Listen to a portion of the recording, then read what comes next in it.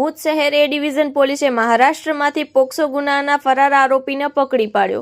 ભુજ શહેર એ division police station પશ્ચિમ કચ્છ ભુજની ટીમે પોક્સો ગુનામાં ફરાર આરોપીને મહારાષ્ટ્ર રાજ્યમાંથી ઝડપી પાડ્યો છે।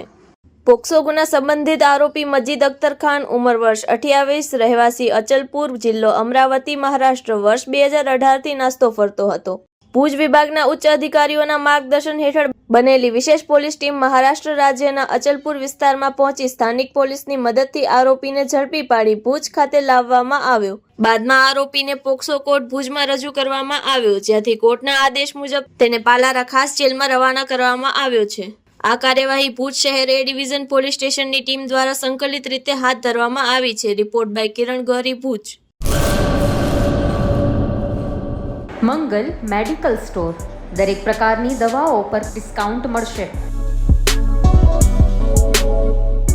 હોસ્પિટલ રોડ, કોસ્મોસ બેંકની બાજુમાં, ડૉક્ટર દમયંતીબેન ગણાત્રા હોસ્પિટલની સામે, ભુજ। Mobile number 9428234840।